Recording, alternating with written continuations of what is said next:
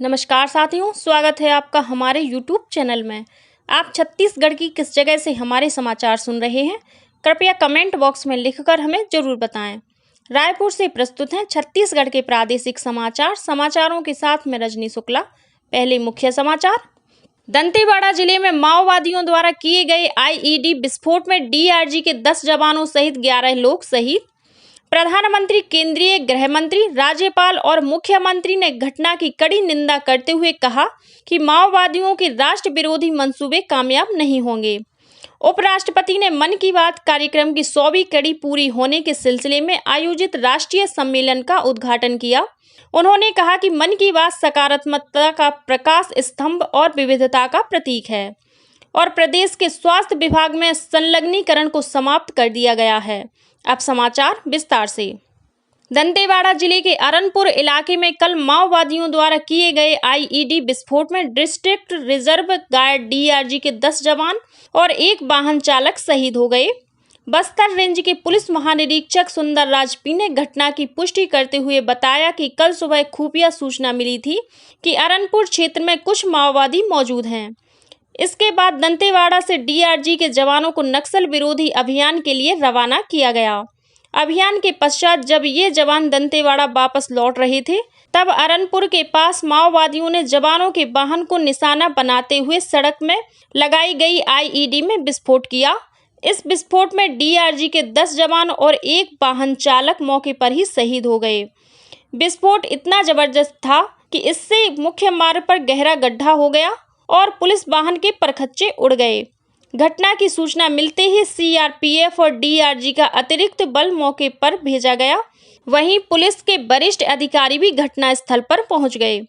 शहीद जवानों में प्रधान आरक्षक जोगा सोड़ी, मुन्ना राम कड़ती, संतोष तामो, आरक्षक दुलगो मंडावी, लखमू मरकाम, जोगा कवासी, हरिराम मंडावी, गोपनीय सैनिक राजू राम करटम, जयराम पोड़ियाम, जगदीश कवासी और वाहन चालक धनी राम यादव शामिल हैं। प्रधानमंत्री नरेंद्र मोदी ने दंतेवाड़ा में माओवादियों द्वारा पुलिस जवानों पर किए गए हमले की कड़ी निंदा की है। उन्होंने इस हमले में शहीद हुए बहादुर जवानों को अपनी श्रद्धांजलि अर्पित की है। प्रधानमंत्री ने अपने ट्वीट संदेश में कहा है कि इन जवानों की शहादत हमेशा याद रखी जाएगी। उन्होंने शहीद जवानों के परिजनों के प्रति अपनी संवेदना प्रकट की है।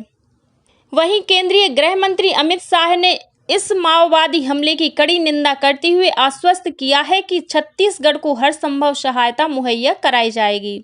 अपने ट्वीट संदेश में केंद्रीय गृह मंत्री ने बताया कि उन्होंने छत्तीसगढ़ के मुख्यमंत्री भूपेश बघेल से फोन पर बात की है और दंतेवाड़ा में हुए माओवादी हमले की जानकारी ली है। इधर राज्यपाल विश्वभूषण हरिचंदन ने इस घटना की कड़ी निंदा करते हुए जवानों की शहादत पर गहरा शोक व्यक्त किया है। उन्होंने कहा है कि माओवादियों के राष्ट्र विरोधी मंसूबे कभी कामयाब नहीं होंगे। केंद्र और राज्य सरकार समन्वय बनाकर माओवाद को समाप्त करने के लिए कटिबद्ध है। मुख्यमंत्री भूपेश बघेल ने जवानों की शहादत पर शोक व्यक्त करते हुए कहा है कि यह घटना बेहद दुखद है। उन्होंने कहा कि माओवादियों से लड़ाई अंतिम दौर में है।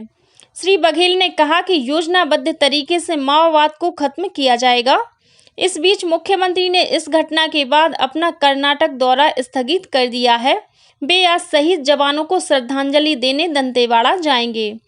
वहीं पूर्व मुख्यमंत्री डॉक्टर रमन सिंह ने कहा है कि पुलिस वाहन पर हमला करके माओवादियों ने कायरता दिखाई है। उन्होंने इस हमले में शहीद हुए जवानों को श्रद्धांजलि देते हुए उनके परिजनों के प्रति संवेदना प्रकट की है। डॉक्टर सिंह ने कहा कि माओवाद प्रभावित क्षेत्रों में सर्चिंग बढ़ाने की जरूरत है। भारतीय जनता पार्टी के प्रदेश अध्यक्ष अरुण साव और कांग्रेस प्रदेश अध्यक्ष मोहन मरकाम ने भी जवानों की शहादत पर दुख प्रकट करते हुए उन्हें अपनी श्रद्धांजलि दी है। श्री साव ने कहा है कि माओवादियों के इस कायराना कृत्य की जितनी निंदा की जाए वह कम है। वहीं नेता प्रतिपक्ष नारायण चंदेल ने जवानों को श्रद्धांजलि देते हुए कहा है कि माओवादियों के खिलाफ राज्य सरकार को निर्णायक और ठोस लड़ाई लड़ने की आवश्यकता है ताकि ऐसी घटना की पुनरावृत्ति न हो। घटना के बाद नया रायपुर स्थित पुलिस मुख्यालय में पुलिस महानिदेशक अशोक जुनेजा की अध्यक्षता में उच्च स्तरीय आपात बैठक बुलाई गई। बैठक में एडीजी नक्सल ऑपरेशन विवेकानंद सिन्हा और अन्य अधिकारी शामिल हुए। बैठक में इस घटना की समीक्षा कर आगे की रणनीति बनाने पर विचार विमर्श किया गया। इस बीच इस माओवादी घटना के बाद सुरक्षा बलों ने 2 संदिग्ध माओवादियों को मौके से गिरफ्तार किया है। प्रदेश के स्वास्थ्य विभाग में संलग्नीकरण को समाप्त कर दिया गया है। यह आदेश संचालनालय की ओर से जारी किया गया है। इस संबंध में स्वास्थ्य संचालक भीम सिंह ने सभी जिलों के मुख्य चिकित्सा और स्वास्थ्य अधिकारियों को पत्र लिखकर कर्मचारियों का संलग्नीकरण तत्काल प्रभाव से समाप्त करने के आदेश दिए हैं।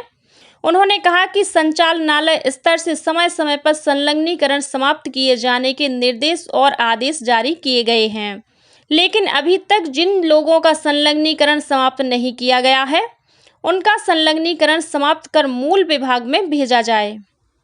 प्रधानमंत्री नरेंद्र मोदी 28 अप्रैल को छत्तीसगढ़ के दंतेवाड़ा जिले के बेलाडीला और बालोद जिले के दल्ली राजहरा सहित देश भर में स्थापित 100 वाट क्षमता वाले 91 नए FM ट्रांसमीटर का वर्चुअल माध्यम से शुभारंभ करेंगे।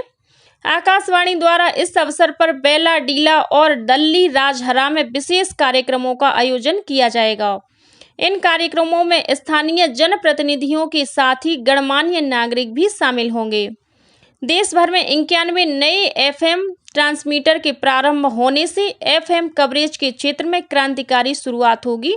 इन ट्रांसमीटरों के शुरू होने से संबंधित इलाकों में रहने वाले लोग FM पर प्रसारित होने वाले कार्यक्रमों का आनंद उठा पाएंगे। मुख्यमंत्री भूपेश बघेल ने कल रायपुर दक्षिण विधानसभा क्षेत्र के निवासियों को 84 करोड़ 41 लाख रुपए से अधिक के विकास कार्यों की सौगात दी। उन्होंने 9 करोड़ 21 लाख रुपए से होने वाले विभिन्न कामों का शिलान्यास भी किया। मुख्यमंत्री ने जिला चिकित्सालय में 70 लाख रुपए की लागत से ट्रांजिट हॉस्टल बनाने, खोखोपारा CHC में 32 लाख 28 हजार रुपए की लागत से 20 बिस्तर अतिरिक्त वार्ड और 37 लाख 28 हजार रुपए की लागत से 10 बिस्तर आइसोलेशन वार्ड बनाने के लिए भी शिलान्यास किया। भेंट मुलाकात कार्यक्रम के दौरान मुख्यमंत्री भूपेश बघेल ने रायपुर दक्षिण विधानसभा क्षेत्र में 7 ऐतिहासिक तालाबों के पुनर्विकास और सौंदर्यीकरण कार्यों को भी जनता को समर्पित किया। मुख्यमंत्री ने भाटा गांव में 80 MLD क्षमता के नए जल शुद्धिकरण संयंत्र का लोकार्पण कर शहरवासियों को बड़ी सौगात दी। यह संयंत्र छत्तीसगढ़ का पहला zero waste water treatment plant है। कार्यक्रम में उन्होंने ठोस अपशिष्ट प्रबंधन के लिए नगर निगम रायपुर के 9 बैक लोडर गाड़ियों को भी हरी झंडी दिखाकर रवाना किया। अत्याधुनिक जल शोधन संयंत्र लगभग 15 करोड़ 86 लाख रुपए की लागत से तैयार किया गया है। नगर निगम के अधिकारियों ने बताया कि नवनिर्मित जल शोधन संयंत्र से राजधानी रायपुर को टैंकर मुक्त कर पर्याप्त पानी की उपलब्धता सुनिश्चित करने में महत्वपूर्ण भूमिका निभाएगा। इसके साथ ही पुराने शोधन यंत्रों के आधुनिकीकरण और क्षमता विस्तार से भी राजधानी टैंकर मुक्त हो सकेगी। मुख्यमंत्री श्री बघेल ने रायपुर शहर में स्थित माधवराव सप्रे शाला को अगले शिक्षा सत्र से स्वामी आत्मानंद उत्कृष्ट अंग्रेजी माध्यम स्कूल करने की घोषणा की। मुख्यमंत्री श्री बघेल ने माधवराव सप्रे शाला में बेहतर शिक्षा और संसाधनों को बढ़ाते हुए स्कूल में 2 करोड़ रुपए की लागत से नवीन हॉल तथा लैब निर्माण व पुनर्विकास कार्यों का लोकार्पण भी किया। उपराष्ट्रपति जगदीप धनखड़ ने प्रधानमंत्री नरेंद्र मोदी के मासिक रेडियो कार्यक्रम मन की बात को सकारात्मकता का प्रकाश स्तंभ बताया है। इस कार्यक्रम को देश की विविधता का प्रतीक बताते हुए श्री धनखड़ ने कहा कि आकाशवाणी से प्रसारित होने वाला यह कार्यक्रम पूरी तरह से गैर राजनीतिक है। श्री धनखड़ ने कल नई दिल्ली में मासिक रेडियो कार्यक्रम मन की बात की 100वीं कड़ी पूरी होने के सिलसिले में आयोजित राष्ट्रीय सम्मेलन का उद्घाटन किया। इस महीने की 30 तारीख को इस कार्यक्रम की 100वीं कड़ी प्रसारित होगी। उपराष्ट्रपति ने कहा कि मन की बात कार्यक्रम ने अब तक की अपनी यात्रा में अनेक विषयों को शामिल किया है। उन्होंने कहा कि यह कार्यक्रम हमारी सभ्यता के मूल्यों का प्रतिबिंब है और प्रधानमंत्री ने इसके अंतर्गत विभिन्न मुद्दों को उठाया है। सूचना और प्रसारण मंत्री ने कहा कि मन की बात कार्यक्रम को लेकर हुए श्रोता सर्वेक्षण से यह बात सामने आई है कि 100 करोड़ से भी अधिक लोगों ने इसे कम से कम एक बार सुना है। उन्होंने कहा कि 100 करोड़ के लगभग भारतीयों ने कभी न कभी मन की बात को सुना है और करोड़ों ऐसे हैं जो लगातार मन की बात को सुनते हैं। सूचना और प्रसारण सचिव अपूर्व चंद्र ने कहा कि मन की बात कार्यक्रम आकाशवाणी के इतिहास में सर्वाधिक लोकप्रिय कार्यक्रम बन गया है। उन्होंने कहा कि 23 करोड़ लोगों ने इस कार्यक्रम को नियमित रूप से सुना है। इस कार्यक्रम में प्रसार भारती के मुख्य कार्यकारी अधिकारी गौरव द्विवेदी, अभिनेता आमिर खान, अभिनेत्री रवीना टंडन, पैरालंपिक एथलीट दीपा मलिक तथा सूचना और प्रसारण मंत्रालय, आकाशवाणी और दूरदर्शन के अधिकारी भी मौजूद थे। जांजगीर चांपा जिले के महंत गांव में 2 मोटरसाइकिलों के बीच हुई टक्कर में एक महिला सहित 2 लोगों की मौत हो गई, वहीं 3 अन्य लोग घायल हो गए, जिनमें से एक की हालत गंभीर बनी हुई है। वहीं कबीरधाम जिले में मुकाम गांव में कल शाम एक पिकअप वाहन के अनियंत्रित होकर पलट जाने से एक व्यक्ति की मौत हो गई, वहीं 2 बच्चे सहित 8 अन्य लोग घायल हो गए हैं, जिन्हें नजदीकी अस्पताल में भर्ती कराया गया है। उधर कोंडागांव जिले के राष्ट्रीय राजमार्ग 30 पर यात्री बस और ट्रक के बीच हुई टक्कर में बस में सवार करीब 24 यात्री घायल हो गए। और अब पेश है मौसम का हाल। मौसम विभाग के अनुसार इन दिनों बंगाल की खाड़ी की ओर से प्रदेश में प्रचुर मात्रा में नमी युक्त हवा आ रही है। इसकी वजह से अगले 24 घंटों के दौरान कुछ स्थानों पर हल्की से मध्यम बारिश हो सकती है। वहीं 1-2 स्थानों पर गरज चमक के साथ तेज अंधड़ चलने और वज्रपात होने की भी आशंका है। और अब कुछ अन्य खबरें संक्षेप में। प्रवर्तन निदेशालय ईडी की टीम ने कल रायपुर में बाढ़ संचालक के घर और कार्यालय में छापे की कार्रवाई की। बेमेतरा जिले के नवागढ़ जनपद पंचायत की अध्यक्ष अंजलि मार्कंडेय के खिलाफ अविश्वास प्रस्ताव लाया गया है। बलरामपुर जिले में कल 9 माओवादियों ने आत्मसमर्पण किया है। रोग प्रतिरोधक क्षमता बढ़ाने के उद्देश्य से रायपुर के शासकीय आयुर्वेद महाविद्यालय के चिकित्सालय में आज 27 अप्रैल को 0 से 16 वर्ष तक के बच्चों को स्वर्णपाशन कराया जाएगा।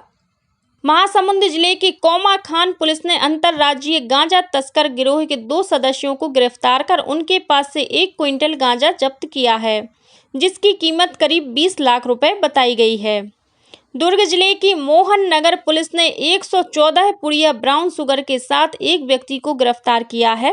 जब्त ब्राउन शुगर की कीमत करीब 1.25 लाख रुपए बताई गई है। और बालोद जिला पुलिस ने IPL क्रिकेट मैच में सट्टा लगाने वाले 4 लोगों को गिरफ्तार किया है। इसी के साथ छत्तीसगढ़ के समाचारों को ये बुलेटिन समाप्त हुआ। नमस्कार।